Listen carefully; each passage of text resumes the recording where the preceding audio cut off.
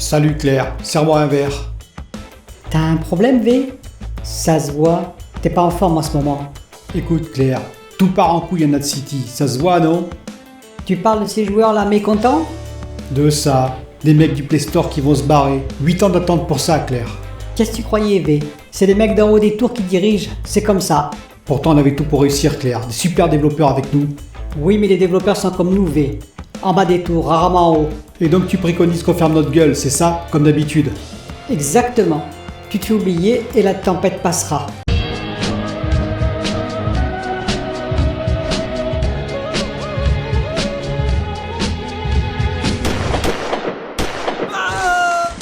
Bonjour les amis, heureux de vous retrouver pour une nouvelle vidéo. Dont on va parler de quoi? On va parler bien sûr de Cyberpunk en particulier.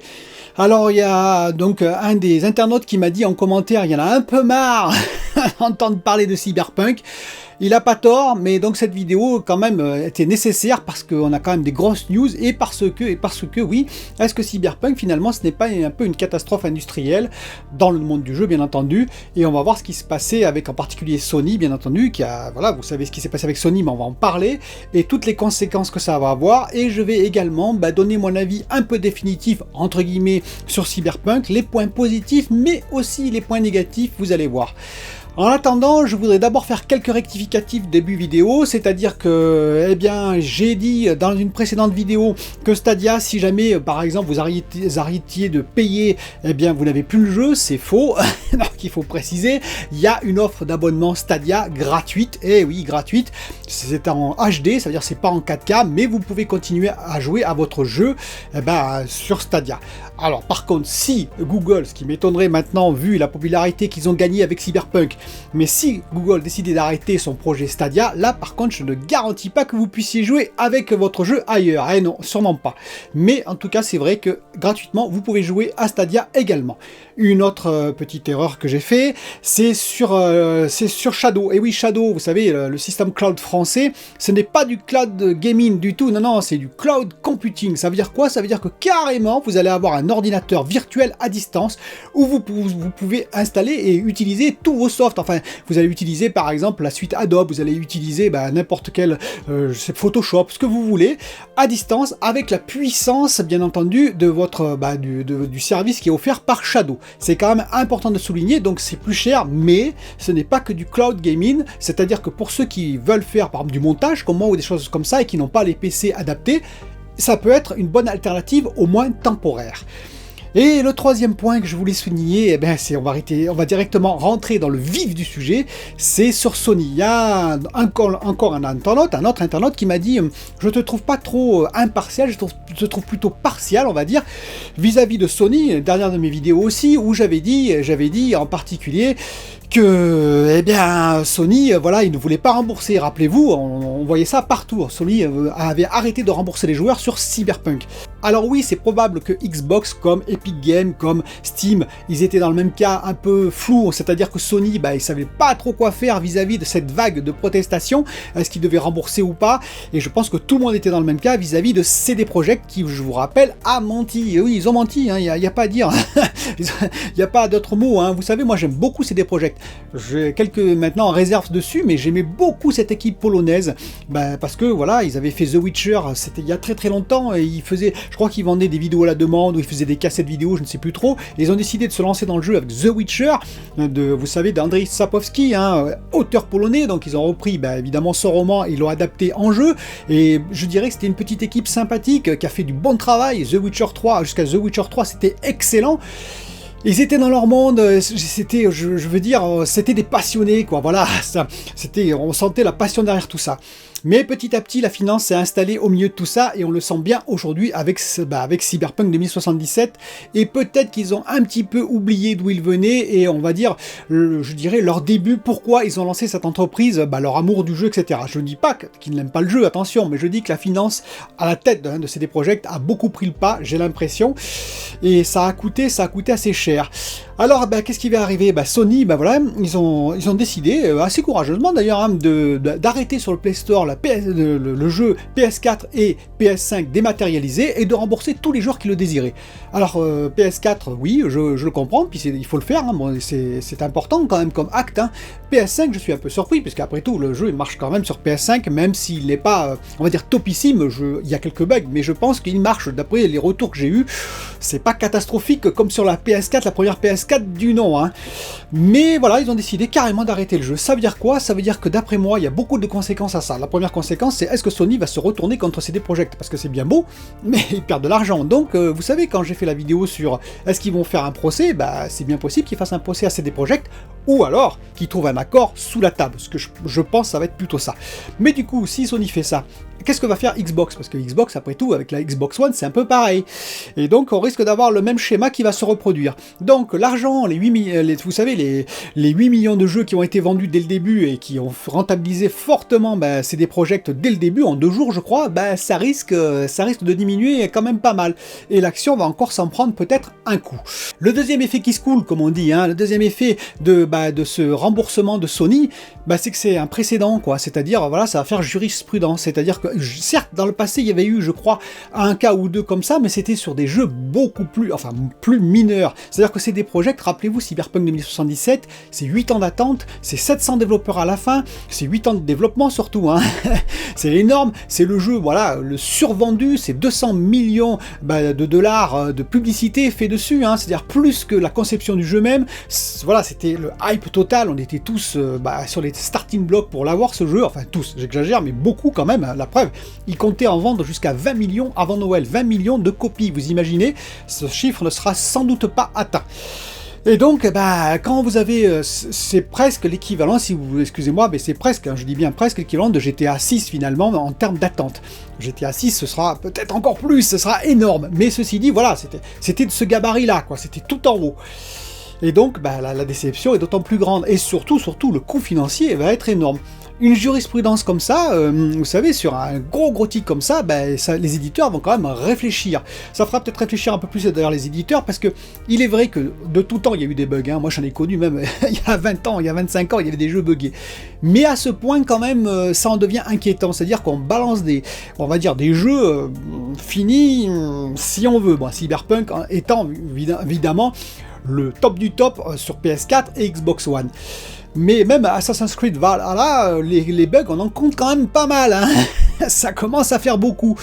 Donc je dis attention, est-ce qu'il n'y a pas un peu plus de temps à prendre et de vérification à faire? Et oui, parce que la vérification, vous savez, je pense qu'elle est un peu sacrifiée quand même, hein. À cause de quoi? À cause du financier, toujours pareil. Mais à un moment donné, vous voyez, si Cyberpunk, si CD Projekt avait dit, on attend un an de plus, eh bien peut-être que certes ça leur a coûté en action, mais pas autant que ce qu'ils ont perdu en bourse, je crois pas en tout cas. Et je crois que surtout que s'ils avaient dit il y a 2 ans en arrière, on arrête la PS4 et la Xbox One première du nom, ils auraient tout gagné. Bref, c'est des choix malheureux comme ça qui font qu'aujourd'hui on en est où on en est justement. Alors quel avenir pour CD Projekt? Ça c'est la question. Je vous rappelle que quand même ils ont dit, hein, le jeu tourne étonnamment bien sur PS4 et Xbox One. Ils ont osé dire ça quand même. Et vous voyez, aujourd'hui on en est. Moi si j'étais CD Projekt, je vous dis tout de suite, écoutez, je fermerai tout, quoi. C'est-à-dire que Sony a arrêté définitivement la version PS4 et PS5, hein, sur le Play Store. Xbox, je sais pas ce qu'ils vont faire, mais ça pourrait courir un peu pareil, au moins sur la Xbox One première du nom. Eh bien moi je dirais, écoutez, on a compris, on arrête le développement de la PS4, Xbox One, on se concentre sur la next-gen, PS5, Xbox Series X, Xbox Series S, et sur PC, et après Stadia, GeForce, et Shadow, etc., etc. Voilà, et on arrête les frais. Ils vont perdre encore un peu en bourse sur le coup, et ensuite ça se rétablira très très bien, parce que ça fera moins de crunch, déjà pour les développeurs qui doivent souffrir, hein. Ça fait un moment qu'ils sont sous crunch, et ils vont encore continuer jusqu'en février à cause de la PS4 et la Xbox One. Et puis voilà, ça débarrassera un peu le paysage, comme on dit, et ça va, on va retourner dans une situation un peu plus normale. Est-ce qu'ils vont faire ça, ou est-ce qu'ils vont continuer à insister dans leur erreur? Je crains que malheureusement ils continuent à persister dans leur erreur, et c'est un tort d'après moi. Alors on va venir à Cyberpunk. Mon avis final, c'est-à-dire les points positifs et les points négatifs, après des nombreuses heures de jeu que j'ai passées sur ce jeu-là. Alors premièrement, il faut savoir que j'ai eu des bugs, et moi aussi vous allez dire, mais j'en avais pas beaucoup jusqu'à maintenant, rappelez-vous, je vous l'ai toujours dit, hein, quelques petits bugs, voilà, d'incrustation, des choses comme ça, mais rien de grave. Là j'en ai eu deux qui sont pas mal quand même, le premier, bon, qui était assez marrant, enfin ça m'a pas fait rire sur le coup, parce que c'était dans une mission principale, je devais rentrer dans une pièce, et donc je cassais une vitre pour ça, hein, donc j'ai cassé la vitre, et j'ai voulu rentrer, et hop, je me suis retrouvé 200 mètres en arrière, vous savez, comme dans Matrix, quand voilà, le personnage recule, exactement pareil, 200 mètres en arrière. Je dis, qu'est-ce qui se passe? Je reviens, donc bon, je casse encore des petits bouts de vitre, je veux rentrer, 200 mètres en arrière. Ça m'a fait ça 3 fois, donc du coup j'ai couru, j'ai sauté, j'ai réussi à rentrer, mais bon, voilà. C'était un bug un peu inquiétant dans la mission principale. Le plus gros bug que j'ai eu, c'est sur GeForce Now, donc un serveur à distance, et ben je l'ai craché. J'ai craché, alors j'ai craché le jeu, hein. J'espère que j'ai pas craché le serveur à distance, on sait jamais, mais en tout cas le jeu s'est craché totalement, bon ça m'a sorti, voilà, terminé. Donc gros crash quand même sur GeForce Now, donc c'est assez marrant si on veut, bon j'avais fait une sauvegarde avant, rien de grave. Alors commençons par les qualités de ce jeu, à mes yeux. Je vous précise, c'est à mes yeux. La première qualité, la plus grosse qualité de ce jeu, c'est Night City lui-même, c'est-à-dire c'est la ville elle-même, c'est-à-dire que elle est magnifique cette ville, je veux dire, elle est très futuriste, elle est vraiment bien représentée, je dirais que voilà, elle est telle que je pouvais l'imaginer, je vous ai dit, c'est un mélange de Blade Runner, ça peut être un mélange de Matrix, mais c'est plus Blade Runner pour la ville en tout cas, et c'est vraiment impressionnant, c'est vraiment étouffant, c'est vraiment vertical, à tous les niveaux, vous pouvez aller partout, vous pouvez rentrer dans tous les endroits, c'est un vrai RPG, hein. Ce n'est pas Watch Dogs Legion où vous tapez à des portes et qu'il n'y a rien derrière, hein, c'est juste des décors de cinéma, on va dire. Non, là c'est une vraie ville, c'est un vrai RPG, vous pouvez aller partout, donc c'est très très intéressant, voilà, je veux dire, c'est vivant entre guillemets, etc., etc. Sur le système adéquat, je précise, hein, je ne parle pas des bugs, je ne parle pas de la version PS4 et même PS5, je parle ni Xbox One, je parle vraiment sur, on va dire sur PC, en tout cas sur mon expérience GeForce Now. Je voudrais faire une petite aparté pour dire qu'avec un casque VR, Virtual Reality, hein, la réalité virtuelle, ce serait topissime dans cette ville, c'est-à-dire que vraiment là, ça prendrait tout son sens, je pense, Cyberpunk 2077. Vous imaginez, si vous êtes immergé dans cette ville magnifique, ça vraiment, ça serait superbe. Donc c'était une petite aparté, j'espère que ça viendra, on ne sait jamais, hein, mais en tout cas, voilà, on n'en parle pas pour l'instant, mais ce serait vraiment l'expérience ultime. Ensuite, qu'est-ce qui m'a plu? L'histoire, hein. Moi je vous dis, l'histoire me plaît beaucoup. Alors je comprends que certains n'aiment pas, mais c'est après tout Last of Us 2, il y a plein de gens qui n'aimaient pas l'histoire, hein. Il y a plein de gens qui l'aimaient, plein de gens qui l'aimaient pas. Il a fini GOTY, et moi je pense que c'est mérité. Voilà. Donc on en reparlera de l'histoire, mais l'histoire, elle a l'air très très intéressante. Moi, elle m'aspire, elle m'intéresse de poursuivre l'histoire principale. Et ça, c'est important que je le dise, c'est l'histoire principale. Les personnages, moi j'aime beaucoup les personnages, ils sont charismatiques, ils sont différents, ils sont bien campés, voilà, ils sont bien joués. Les dialogues, moi je les trouve toujours aussi sublimes et toujours aussi intéressants. L'autre côté que j'aime beaucoup dans Cyberpunk, c'est le côté RPG, Role Playing Game, c'est-à-dire que contrairement à Assassin's Creed qui veut faire un peu de RPG, mais qui n'assume pas totalement ce rôle, là on l'assume totalement, je m'explique. Donc déjà il y a des tas de capacités, des tas de compétences. En tout cas pour moi c'est très très plaisant, c'est-à-dire que vous pouvez optimiser vraiment votre personnage et lui faire prendre une voie différente en fonction de vos choix. Moi par exemple j'ai misé sur l'intelligence, c'est-à-dire que j'ai vraiment mis en fonction des passages de niveau quasiment tout sur l'intelligence. Parce que je veux faire de mon personnage un netrunner, vous savez, celui qui hack à peu près tout ce qui bouge, et ça marche. Ainsi, les tourelles par exemple ennemies dans les combats, je les rends inoffensives, les drones aussi, tous les ennemis, je leur enlève des capacités de défense, je vais détourner des ennemis, je vais faire de la contagion à d'autres, plein de choses, vraiment, c'est-à-dire que je me suis spécialisé dans l'attaque hacking. Je suis moins fort pour tout le reste, mais pour le hacking, je suis très très fort, et c'est très efficace en combat. Mais par contre, par exemple, quand j'arrive devant une porte, moi, comme en technical ability, je suis assez faible, je ne peux pas ouvrir certaines portes, parce qu'il y a plein de portes que vous pouvez ouvrir. Si, au contraire, vous renforcez votre technical ability, au lieu de faire l'intelligence, vous allez ouvrir plein de portes que je ne peux pas ouvrir moi, c'est-à-dire 2 directions différentes, et ainsi de suite. Par exemple, en combat à main nue, je suis une tonche, excusez-moi le terme, je suis pas bon en combat à main nue. Eh bien, si vous renforcez tout ce qui est constitution et tout ça, vous allez être très très bon en combat à main nue.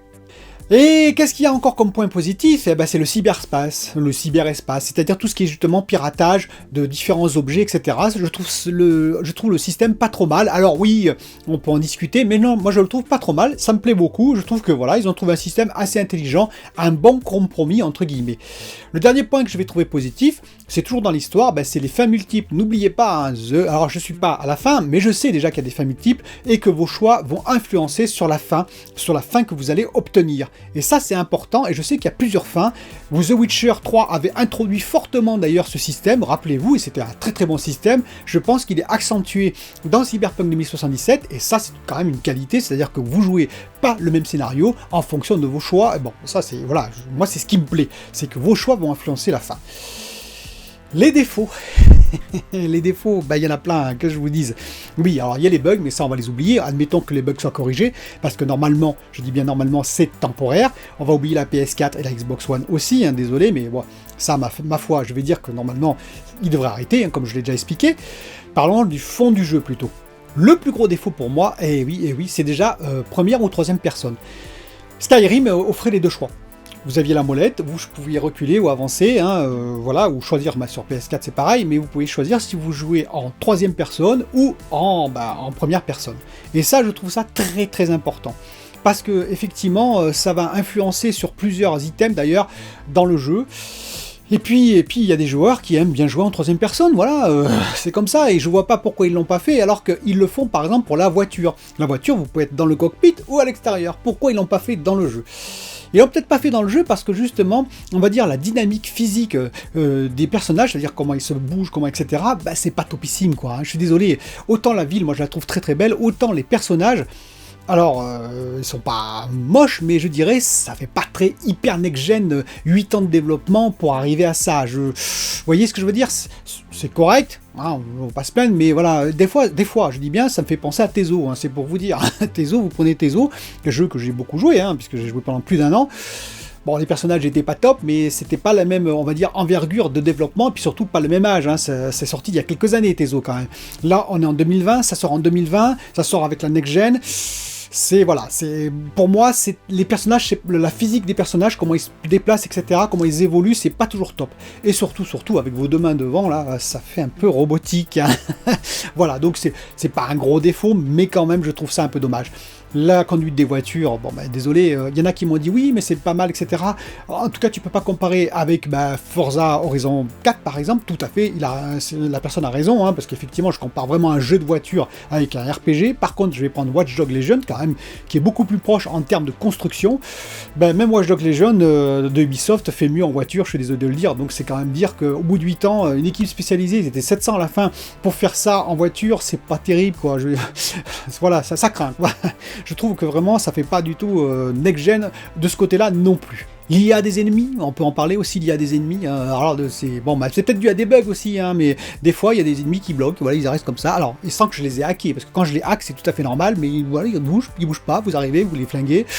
Des fois ils réagissent bien, c'est-à-dire ils vont essayer de vous contourner, mais souvent pas du tout, quoi. Ils restent à leur place, ils bougent un tout petit peu et terminé. C'est pas terrible en IA, hein. Par exemple, Last of Us 2, je vous le dis, l'IA, il y en a certains qui vont me dire, ah bah elle était pas terrible, bah écoutez, elle est quand même bien meilleure que Cyberpunk, hein, parce que là, les personnages, ils essayaient de vous contourner pendant qu'il y en a un qui vous occupait. On voit qu'il y avait quand même une réflexion, on va dire comment ça se passe pendant un combat, entre guillemets, tandis que là, voilà. Alors, c'est pas pour ça qu'ils sont mauvais, hein. Des fois, ils vous torchent quand même parce qu'ils sont nombreux en fait, et quand ils sont nombreux, bah, c'est pas toujours évident, mais le plus souvent, c'est un jeu finalement en mode normal assez facile. Voilà, je vous le dis tout de suite, c'est pas du Doom Eternal, hein. Rien à voir avec du Doom Eternal. Alors là aussi, vous allez me dire, c'est pas du tout les mêmes types de jeux, c'est tout à fait vrai, mais ce que je veux dire en termes de difficulté, on en est très très loin. On peut parler aussi, bien sûr, de tout ce qui est, vous savez, alors pourquoi avoir mis des sextoys partout? Alors moi, j'en ai pas vu beaucoup, je vous dois l'avouer, mais il y a d'autres youtubeurs, plein de personnes qui disent, bah oui, il y en a partout. Bon, ok, moi où je suis, il n'y en a pas des masses, ou alors je suis aveugle, c'est peut-être que je suis aveugle, mais sur GeForce Now, alors GeForce Now, Nvidia a supprimé tous les sextoys, je sais pas, mais c'est vrai que Qu'est-ce que ça prédomine? Ça prédomine un peu une exagération. C'est-à-dire qu'ils ont vraiment voulu faire du Blade Runner, vous savez, l'ambiance Blade Runner, l'ambiance Matrix, tout ça, on va dire un futur un peu sombre, un peu pesant, avec des personnages, des personnes, voilà, qui ont plus de limites, où les limites elles sont brisées, où les barrières on ne sait plus trop où elles sont, et puis c'est un peu la déprime partout, hein, c'est la noirceur, c'est nos futurs, hein, comme on peut dire.